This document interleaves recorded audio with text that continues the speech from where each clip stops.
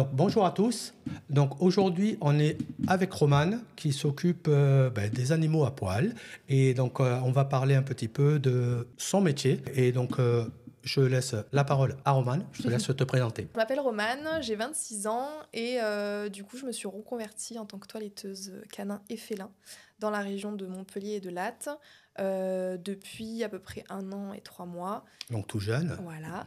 Et donc, j'ai donc aménagé un camion en salon de toilettage pour pouvoir venir toiletter les animaux chez les gens directement. D'accord. En fait. Et donc ça, c'est depuis septembre 2023. Officiellement. Officiellement, voilà. Après, depuis juin 2023, j'ai travaillé tous les mardis, je travaille d'ailleurs toujours tous les mardis avec une toiletteuse qui a son salon fixe sur Bayargues, qui s'appelle Magali, qui a le salon de toilettage Les Amis de Baya. Donc ça, c'est un contrat que j'ai toujours avec elle, parce que du coup, ça me change aussi un petit peu du camion. Ça me permet de faire... Métier en tant qu'auto-entrepreneuse chez elle? Oui, c'est ça. D'accord, toujours. Donc voilà, elle prend un certain pourcentage sur mes prestations. Enfin voilà, on a convenu ça comme ça. Ok. Voilà, et après le camion, par contre, depuis septembre, officiellement. Et donc, comment s'est fait le choix entre le camion ou le salon? Ouais, alors, moi, le choix s'est fait dû à mon tempérament, D'accord. un petit peu hyperactive, qui a toujours besoin de vadrouiller bouger. à droite, à gauche. Et je me suis dit, salon fixe, déjà, il y a plus d'investissement. C'est ça. Voilà. Et encore que, on va en revenir, mais l'aménagement d'un camion... Il y a quand même, je pense que c'est un peu kiff-kiff, mais au final, il y avait plus d'avantages à faire un camion qu'un salon fixe. Et camion, en fait, je me suis vraiment intéressée. J'ai un petit peu regardé comment on fait, etc. Ouais. Et en août, j'ai eu la chance de tomber sur une toiletteuse qui vendait son camion vers Nîmes, donc pas loin d'ici, qui vendait son camion. Et franchement, son camion, il était trop bien aménagé, donc je suis allée le voir une première fois. Ouais. Ça a direct collé d'ailleurs avec la toiletteuse, etc. Et le camion, pour moi, parfait. Parfait. Ouais. Elle a arrêté son activité ou Elle a arrêté son activité dû à des problèmes personnels. D'accord. Et du coup, elle voulait vraiment aussi, elle, vendre à quelqu'un de confiance, à quelqu'un avec qui ça matchait vraiment. Ouais. Forcément, vu que c'était son petit bébé. Hein. Et donc voilà, donc mon camion que j'ai actuellement, ce n'est pas moi qui l'ai aménagé. Je l'ai acheté, tout aménagé. Tout fait. Concernant le camion, est-ce qu'on a des normes à respecter par rapport à un camion, comme genre un food truck qui veut faire de la cuisine? On sait qu'il y a des normes assez strictes. Est-ce que pour le toilettage et donc l'aménagement d'un camion itinérant, il y a ça? Je crois qu'il faut passer aux mines, non? Il me semble que ça s'appelle comme ça. Après, c'est pas moi qui l'ai fait. Du coup, c'est la toiletteuse qui l'a fait. Moi, j'ai acheté tout fait. Mais du coup, il faut voir au niveau des assurances si tout passe. Est-ce que si, par exemple, on rajoute une vitre, il faut que ça passe aux mines, etc. Et au final, elle était dans les règles. Tout est légal. Non, mais savoir si demain, il y en a qui veulent se dire, moi j'ai un camion, si je dois l'aménager, il y a quand même des normes à respecter. D'autant plus que toi, en tant que toiletteuse, tu as une baignoire, donc tu as de l'eau, tu as une partie humide et sèche. C'est ça. Donc, il faut avoir une cloison, je ne sais pas. Donc, il faut faire très attention. Il faut bien organisé, tout bien aménagé. Ouais. Donc, c'est... Donc, toi, tu as eu cette chance-là de l'acheter. Et donc, oui. Et donc, là, le camion, quand on disait entre un salon fixe ou un camion, même si ça coûte cher, le camion est à toi. Ouais. Acheter un salon, je pense que c'est pas le même prix. Ouais, c'est pas pareil. Voilà. Au moins, toi, tu es libre, tu n'as pas de loyer, mis à part le loyer du camion, et tu es itinérante. Après, il y a toujours l'entretien, etc. Mais je sais pas, le camion, vraiment, c'était pour moi la meilleure idée. Et puis au final, je me régale parce que mes journées ne se ressemblent pas. Ouais. Je suis jamais sur le même secteur. Je vadrouille. Et c'est ce que je voulais, donc c'est parfait. Donc, on parlait donc du camion, s'il avait, lui, des normes. Ouais.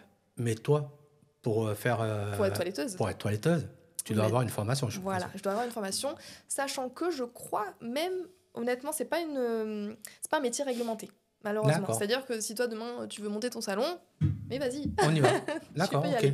Mais du coup, c'est pas très sérieux. Tu te doutes bien. Ouais. Donc, moi, vu que je me suis reconvertie, je me suis dit, à la base, comment on va faire? Est-ce que je dois reprendre des études? Voilà, c'est ça. C'est ce qui fait peur, quoi. Voilà, c'est ça. Moi, les études, en plus, c'est pas trop ma tasse de thé. Donc, je me suis dit, dans quoi je m'embarque?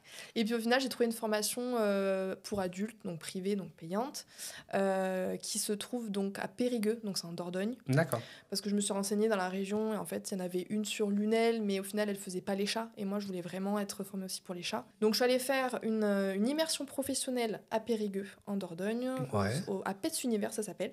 Donc, c'est Caroline Vidot qui le tient, qui est d'ailleurs une super formatrice, que j'aime beaucoup. Et donc, j'ai fait 3 jours d'immersion professionnelle là-bas. Et en fait, gros coup de cœur pour le métier. Puis même la formatrice, adorable. Enfin, voilà, je me sentais alignée, en fait, clairement, avec ce que je voulais. Tu es repartie de là-bas en te disant, c'est bon, c'est ça. Et du coup, j'ai fait des démarches avec Pôle emploi pour essayer de voir s'ils pouvaient un peu me payer une partie de la formation, parce qu'elle est pas très... elle est quand même assez chère. Donc voilà, au final, j'ai réussi avec aussi la mission locale, à monter un dossier. À combiner un petit peu... Ouais, ça a été galère, mais franchement, j'ai eu des super conseillers. Merci à eux d'ailleurs. Vraiment. Et du coup, aujourd'hui, j'en suis là. Donc j'ai fait une formation de 3 mois. 3 mois, très intensif par contre. Et il y a 80% de pratique et 20% de théorie. D'accord. Voilà, parce que forcément, il faut bien pratiquer quand on va être toiletteur. Après, en 3 mois, on n'est pas des monstres en toilettage, mais on a toutes les bases. On sait faire des coupes ciseaux, on sait faire des épilations, on sait faire des tontes. Et après, de toute façon, c'est en se mettant à son compte qu'on arrive...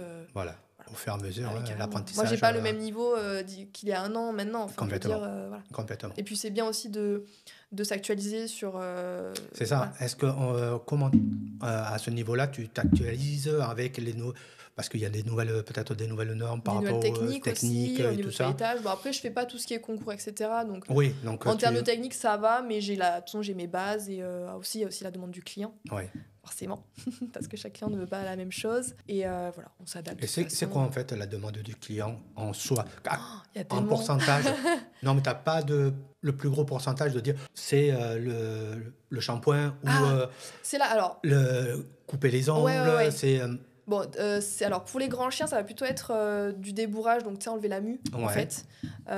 Et pour les plus petits chiens, alors les gens ils ont tendance à aller vers plutôt de la tonte, donc tondre un chien. D'accord. Parce qu'en fait ils sont pas, parce que déjà il y a pas beaucoup de toiletteurs qui font de la coupe ciseaux. Vu que c'est quand même plus technique, ça prend plus de temps, c'est plus cher. Voilà. Et toi tu fais la coupe ciseaux. Et moi je fais la coupe ciseaux. Voilà, donc c'est vrai que les gens ils ont souvent tendance à faire, ok on fait une tonte. Et moi je leur propose, mais vous avez un chien, vous avez un chien qui peut se couper, qui peut être trop mignon coupé, donc on peut tenter la coupe ciseaux. Après ils veulent pas. Moi, je force personne, mais je propose. D'accord. Et du coup, des fois, ils disent « Ah ouais, en fait, ça peut être pas mal. Et au final, en fait, ils ont leur chien qui est plus du tout comme avant, quoi. C'est comme nous, les humains. Hein. C'est ça. Si on fait une tente ou une coupe au ciseau, c'est pas... ça n'a rien à voir. Ça n'a rien à voir. Exactement. Donc, après, c'est plus par facilité, je pense, que le mais souvent, les gens, ils disent « Oh, le chien, il a chaud. Oh, le chien, il me fout des poils de partout. Oh, le chien, il ramasse tout quand il se balade. » Allez, on fait une tonte. Ouais, mais bon, c'est quand même plus mignon quand le chien est... Faut penser à lui aussi.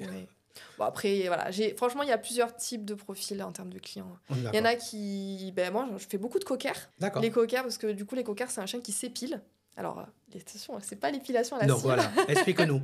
L'épilation, en fait, c'est on vient retirer à la main ou avec...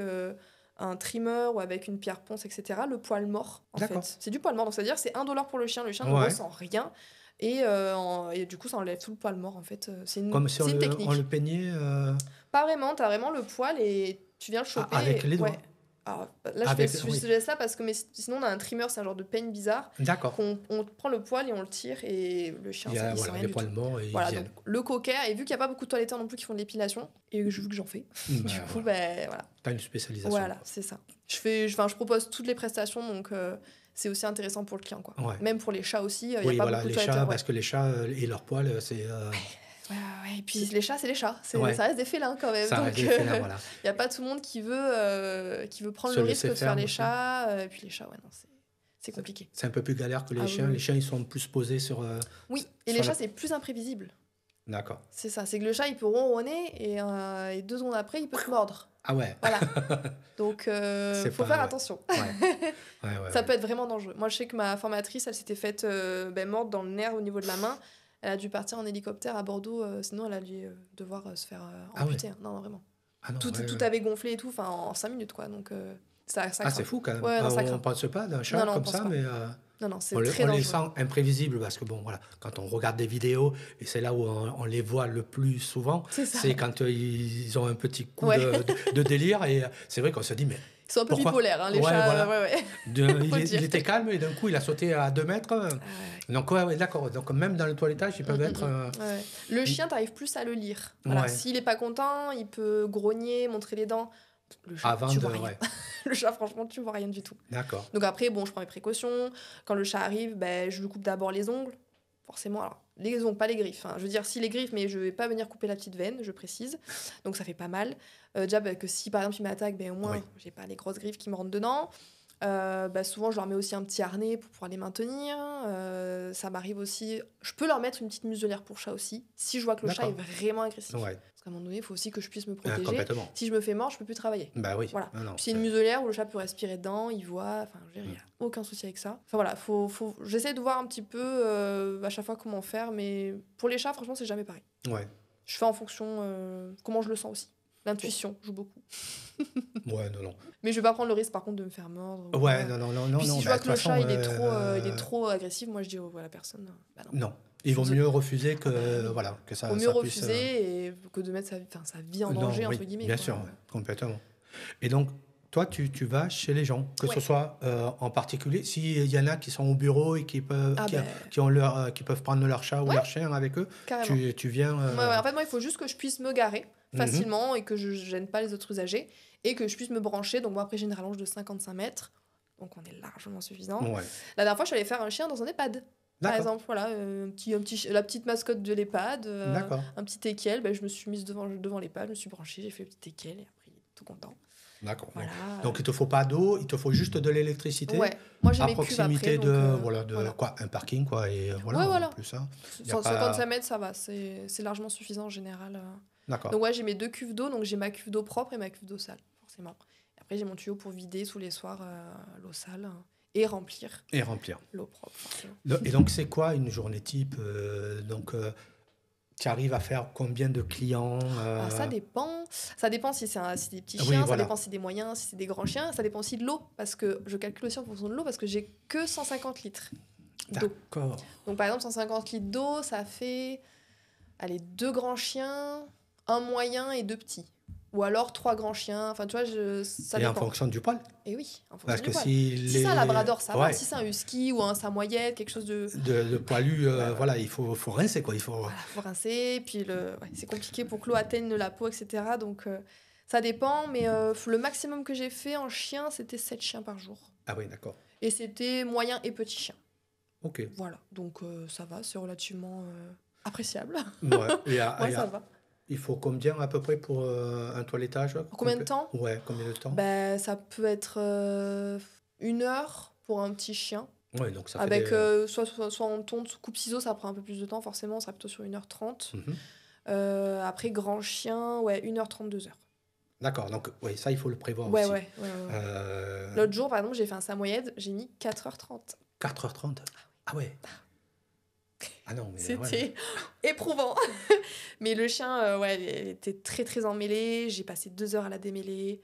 J'avoue, j'avais plus de coude.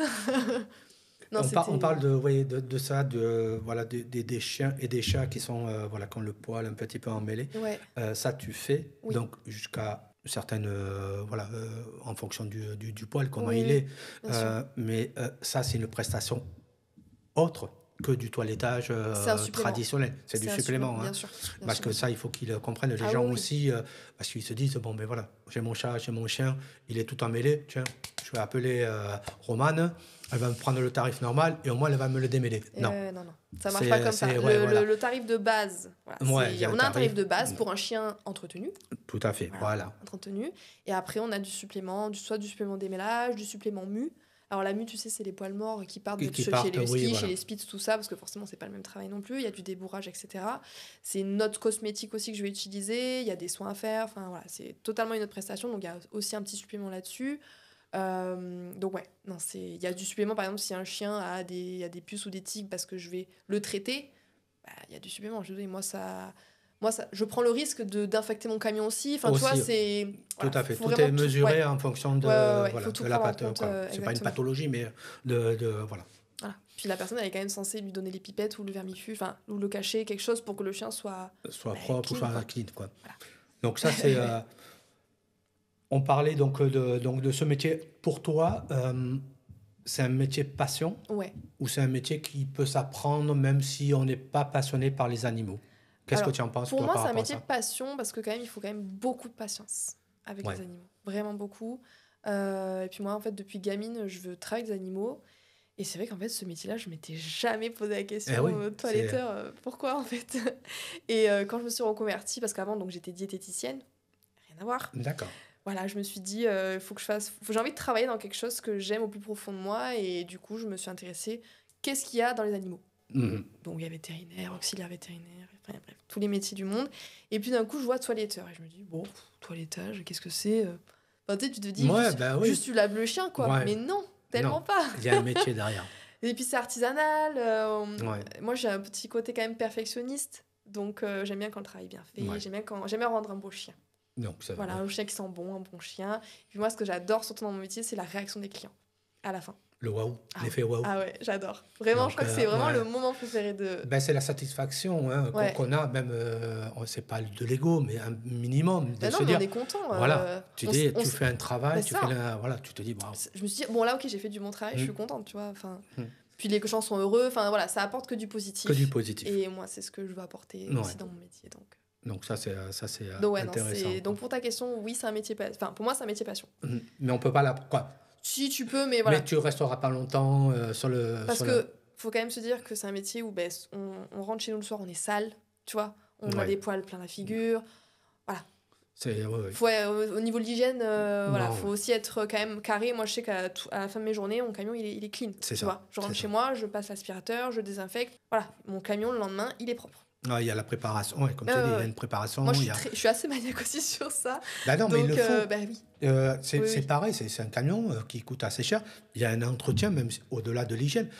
Si tu commences à laisser un petit peu de poil là, dans 6 mois, ce poil, il s'accumule. Et donc, voilà, donc c'est pas viable. Donc voilà, franchement, ça dépend des gens, mais pour moi, c'est un métier passion.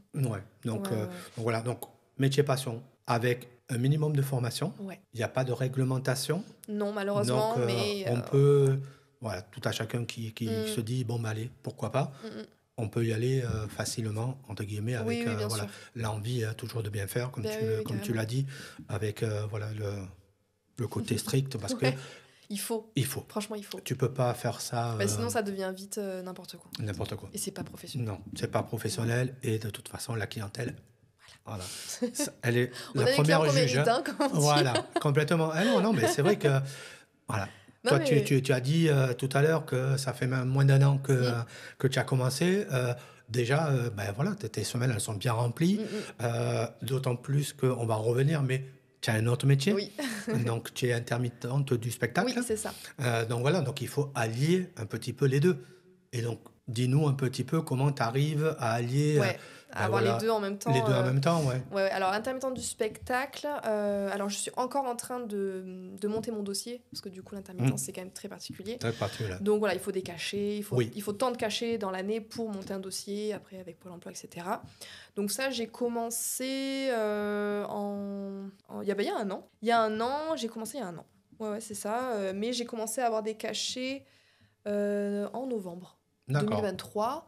Et en fait, moi, voilà, c'est vraiment la danse et les animaux, c'est mes deux passions. Ouais. Et je me suis dit, mais et tu en as fait un métier, quoi. Voilà. On peut tout faire. À partir du moment, moi, je pars du principe qu'à partir du moment où on est à son compte, en plus de ça, c'est toi-même qui fais tes semaines, c'est toi-même qui crée ton emploi du temps, qui crée tes jours de repos, qui crée tes jours de répète. Enfin, voilà. Donc, c'est pour ça vraiment que je te dis, mes semaines ne se ressemblent jamais. Jamais. Voilà. Le toilettage, j'essaye quand même de garder 4 jours par semaine. Ouais. Des fois, ça peut être 3. Si j'ai des prestations, beaucoup de prestations, etc. Mais voilà, 4 jours full. Après, j'essaie quand même de me garder un jour de repos.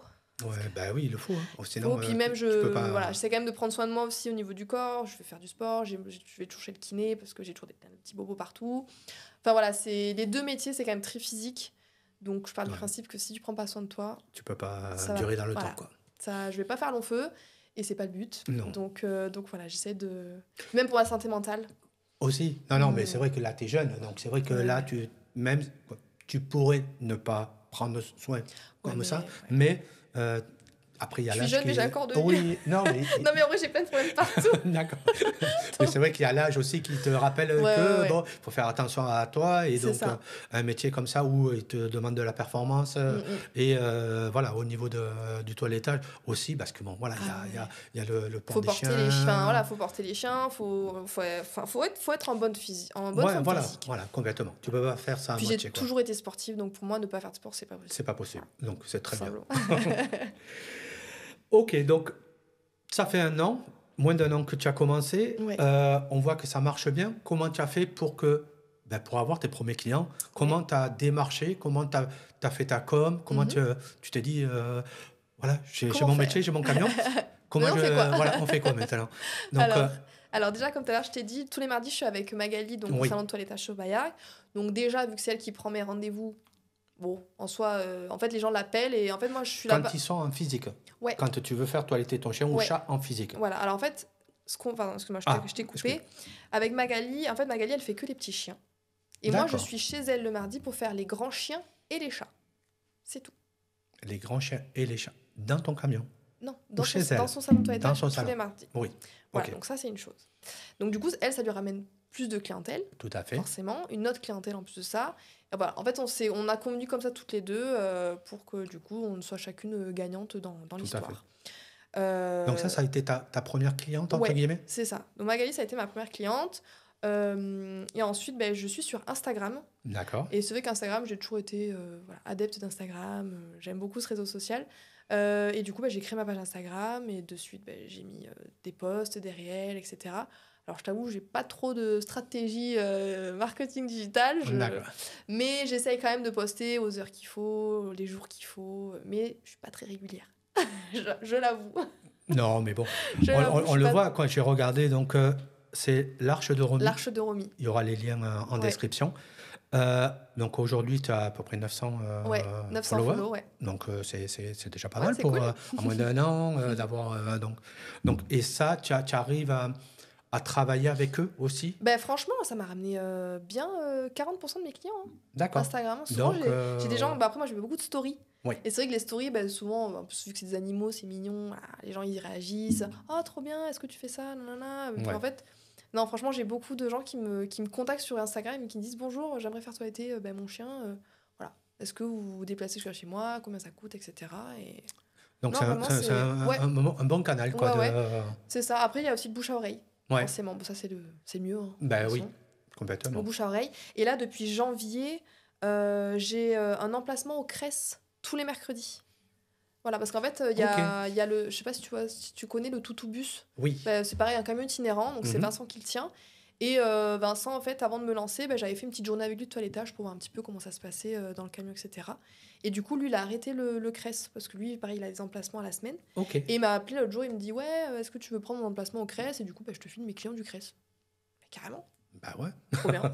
Du coup, je suis au Cress tous les mercredis, sur le parking des Arènes. Parking des Arènes. Ouais. Et donc là, c'est des rendez-vous aussi où les gens peuvent venir... Non, c'est rendez-vous par contre. C'est sur rendez-vous. Rendez-vous par contre, c'est les gens qui se déplacent. Jusqu'à mon camion. C'est pas moi pour le coup qui me déplace chez eux. C'est eux qui se déplacent jusqu'à mon camion. Et après, jeudi, vendredi, je fais de l'itinérant, donc je vais chez les gens. Ok. Voilà. Non, j'avais vu un reportage là-dessus sur, sur les gens qui se mettaient place de la mairie et tout ça. Et les gens venaient. Et je savais pas que il y avait un potentiel à ce niveau-là. Quoi. Je pensais que les gens préfèrent, je suis chez moi, tu viens, ou je suis au bureau. Mais là, mais c'est son appartement. C'est vrai. Tu vois, c'est juste c'est l'inconvénient du principe du camion, c'est que par contre, pour les appartements. Ouais. C'est un peu compliqué, à part si la place de parking est en face de l'appartement et que la personne est au rez-de-chaussée ou au premier étage, pour que je puisse me brancher. Brancher en électrique. Exactement. Voilà, c'est le seul inconvénient, mais on trouve toujours des solutions. Donc en fait, toi, t'as pallié à tout, quoi. Le fixe, oui. La place des arènes où les gens viennent à toi, et tu vas chez les gens. Voilà. Tu couvres un petit peu toute la population des clients que tu pourras avoir. Il n'y a pas d'autre façon de faire. Ouais. J'ai plusieurs profils de clients. En fait, j'ai plusieurs clientèles. Ouais. Et toi, tu t'es adapté à chaque... Et puis moi, ça me va très bien comme ça. D'accord. Voilà. Et donc, aujourd'hui, tu as ton entreprise, ça fait 1 an. Maintenant, tu commences à avoir le planning assez chargé. Ouais. Comment tu arrives et tu tu te vois tu te projettes un petit peu. Comment tu arrives à scaler un petit peu l'entreprise, de te dire, je vais faire plus. Tu t'es pas encore posé cette question-là, peut-être? Je me suis posé la question en mode si j'ai des stagiaires qui veulent venir, tu vois. Mais bon, c'est un petit camion, donc est-ce qu'à deux dedans, on va pas être serré? D'un côté, je me dis, ça peut aussi m'aider, tu vois. Mais qui dit stagiaire, c'est-à-dire qu'il faut apprendre. Qui dit apprendre, on perd un peu de temps. Voilà. Après, si c'est un petit stage, tu sais, les stages de 3e que les enfants ils veulent faire découvrir, une semaine. Complètement. Stage découverte, stage, on fait que regarder. Moi, il n'y a aucun problème. Mais tout ce qui est stage un peu plus long, je pense pas que ce soit faisable en tout cas. Après, j'adore apprendre.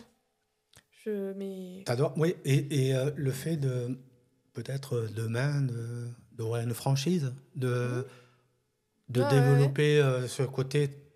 Tu as pensé à ça, ce côté entrepreneurial? Ouais, mais je pense que j'ai un peu peur. Je pense que c'est plus la peur qui parle. C'est plus la peur?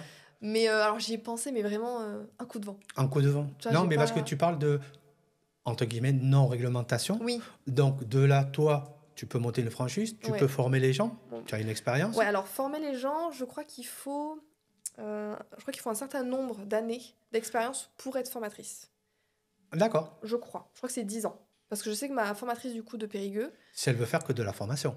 Ah, ouais. Si toi, tu montes une franchise et dans la franchise, tu formes tes nouveaux camions et tes nouveaux partenaires, je ne pense pas que tu aies besoin de... Faudrait se renseigner. C'est pas de la vente de formation, c'est une vente de franchise avec, à l'intérieur, tu dis comment on doit travailler. Donc, je pense que là, on ne rentre pas dans le cadre de... organisme de formation. Donc là, numéro de formation et tout ça. Mais quand tu ouvres une franchise, tu formes, entre guillemets, tes équipes. Tu formes en interne, quoi. Voilà, tu formes en interne. Donc, comme toi, tu as été formé, le métier, tu l'as appris, ça pourrait être une solution. Mais bon, voilà, tu as pas... Ça peut être une solution. Voilà, pour le moment, je suis dans mon... Voilà, comme tu as dit, ça fait à peine même pas un an. Donc, on y va tranquille. Et donc, je voulais arriver à ça aussi... on sait, donc c'est pour faire un parallèle, mais très loin, on voit chez les coiffeurs vendent des produits, donc pour faire de l'additionnel, parce que c'est un moyen de faire de l'additionnel en termes de chiffre d'affaires. Est-ce que toi, tu as pensé, est-ce que toi, tu en fais, et dans quelle mesure tu en fais, tu as des partenariats avec des produits, comment ça... Alors, j'en fais pas. D'accord. J'y ai pensé parce qu'après moi je fais partie de... Alors ça va bientôt être une association qui va s'appeler Animasphère. Donc je fais partie de cette association. D'accord, ok, cette future association. À la base on voulait juste faire un gros groupement, mais en fait là on veut vraiment que ce soit du sérieux, que ce soit sur papier en fait, avec un numéro d'asso, etc. Et du coup dans cette association il y a des gens qui vendent des produits justement, des sticks pour les coussinets, des shampoings, etc. Et je me suis posé la question déjà, mais pour le moment ça me dit rien. Voilà. D'accord. Donc après, des fois, j'en fais la pub parce que ça aide ma copine à se développer aussi, etc. Mais pour le moment, non, j'en fais pas pour le moment. D'accord. C'est pas le... Je pense, je fais tellement de choses que ça me suffit. Non, mais des fois, comme parce que je le dis donc à la caméra, donc nous on a un chien qui est Pacha et qui est allaité par Roman, et c'est vrai que chaque fois quand il sort il sent bon et tout ça, donc on a envie de faire perdurer un petit peu ce truc là, donc avec le petit parfum qui va bien, donc c'est pour ça que je te demande.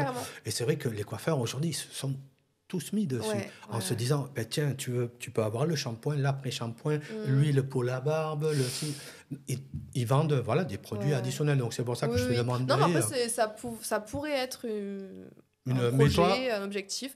Pour le moment ça l'est pas. Non, mais ça peut. Ça peut. Je suis pas fermée sur ce niveau-là en tout cas. D'accord.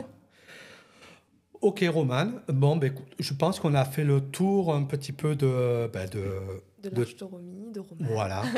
Il y aura tous les liens en description. Si vous voulez la contacter, elle est autour de Montpellier, donc jusqu'à combien Alors, je suis sur Latte et c'est 10 km autour de Latte. D'accord. Au-delà, forcément, il y a toujours un petit supplément. Mais ça, c'est normal. Supplément kilométrique. Voilà, mon secteur, c'est 10 km autour de Latte. Et après, s'il y a des gens qui ont besoin de plus loin, supplément kilométrique. Super. Voilà. Donc, une dernière question aussi pour ceux qui nous écoutent. Oui. Si tu pouvais un petit peu leur donner le petit truc qui fait que tu t'es lancé. Qu'est-ce qui a fait que... Franchement, j'ai écouté mon cœur, vraiment. Moi, je suis très authentique. Je suis très honnête envers moi-même aussi. Et franchement, ne restez pas dans un métier qui ne vous plaît pas. Mais vraiment. Moi, je sais que ça m'a un peu affaiblie mentalement. J'étais vraiment pas bien, etc. J'étais vraiment dans une période un peu déprimée, etc. Et en fait, depuis que je me suis vraiment écoutée et j'ai suivi mes passions, franchement, je suis plus qu'heureuse, quoi. Oui, parce qu'on va en revenir. J'ai oublié une question. Tu es un auto-entrepreneur ? Oui, auto-entreprise, ouais. Auto-entreprise. Aujourd'hui, c'est une chance que nous a donné, entre guillemets, l'État français. Oui. Il faut le prendre. Carrément. On nous donne, on ne nous prend pas. Là. Donc, voilà, on nous donne cette possibilité-là à moindre frais, entre guillemets, et au niveau administratif, moins complexe qu'une SARL. Et puis, tu peux aussi pallier avec d'autres métiers. En fait, si vous voulez être salarié en plus à côté, en mi-temps, vous pouvez. Si vous voulez être intermittent du spectacle, vous pouvez. En fait, franchement, c'est vrai que le statut d'auto-entreprise, il est top. Et en plus de ça, y a l'ACRE, la première année, l'exonération de charges, de 50% de charges. Donc non, franchement... C'est bien. Après, il faut juste penser. La retraite. Oui. Pensez-y, parce que c'est pas... L'auto-entrepreneuriat, c'est le seul, entre guillemets, défaut que moi, j'ai trouvé quand je regardais un petit peu les statuts il y a 14 ans. Je l'ai fait, l'auto-entrepreneuriat, mais je suis passé vite en SARL parce que c'est vrai que le côté retraite, on ne cotise pas, pas des masses. Donc, ça n'enlève en rien le fait que ce soit un bon statut, sauf qu'il faut penser à ça. Il faut se dire, OK, si je peux, mettre les quelques euros par mois en plus dans un plan retraite, il faut le faire dès le début parce que c'est ce qui est un peu limite, quoi. Bien sûr, donc voilà, donc ça c'est le petit Astérix. Voilà, la petite parenthèse. La petite parenthèse qui fait que mais sinon après c'est parfait et ça donne la possibilité à des jeunes de se lancer et de se dire allez, on y va. S'il faut arrêter, on n'aura pas perdu grand-chose. Ça se ferme en 24 heures, ça s'ouvre en 24 heures, voilà. Moi, quand je suis passée de diététicienne à toiletteuse, je veux dire, ça... Presque le lendemain, tu pouvais aller travailler. Donc, c'est là où c'est très pratique. Donc, il ne faut pas avoir peur de se lancer. Non. Et puis, il vaut mieux essayer. De toute façon, pour moi, il n'y a jamais d'échec, à partir du moment où on essaye. Complètement. C'est toujours quelque chose qui te fait avancer. Ça, je n'arrête pas de le dire. Ouais. Et tant qu'il n'y a pas de gros... Bon, là, même si toi, tu as fait, entre guillemets, un investissement au niveau du camion, tu sais que de toute manière, demain, tu arrêtes, tu le remets sur le bon coin. 3 jours après, il est parti. Donc, il ne faut pas... c'est pas une excuse. Mais c'est vrai que c'est l'aspect financier qui fait toujours très peur. Qui fait toujours très peur. Moi, la première. Oui. Tous, on se dit, est-ce que les clients vont être au rendez-vous ? Est-ce qu'ils ne vont pas être au rendez-vous ? Est-ce que je vais bien le faire ? Est-ce que ça ne va pas me gonfler, entre guillemets, au bout de 3 mois ? Puis il y a être légitime de son travail, être légitime de ses tarifs. Tout à fait, parce que le syndrome de l'imposteur, on l'a tous en se disant donc je vais baisser. Et c'est là où il ne faut pas du tout, il faut se mettre au tarif juste et se donner la force de dire c'est un tarif. Voilà, et d'arriver à se vendre surtout. Ouais. De pourquoi je suis à ce tarif-là. Tout à fait. Voilà, de donner sa valeur ajoutée, de donner... ça englobe tellement de choses. Ça englobe tellement de choses. Pas que les charges. Non. Pas que les charges. Pas que les charges. Donc voilà. Donc c'est bien. Oui. Donc merci Romane de tous ces conseils. Ouais. Et j'espère que ça va aider certaines personnes à se lancer et à se dire pourquoi pas moi. Si Romane est arrivée aussi. Vraiment, si moi je suis arrivée, sachant que à l'école, j'étais pas bonne du tout. Mais vraiment, j'étais la cancre de la classe. Je veux dire, vraiment, foncez. Ouais, il faut foncer, il faut y aller. Et après, voilà. Si vous le faites avec le cœur, il n'y a pas de raison que ça marche. Il n'y a pas de raison. Donc, merci beaucoup. Avec plaisir, merci à toi. Et donc, tous les liens sont en description. Et on se retrouve pour un autre podcast. Merci. Merci.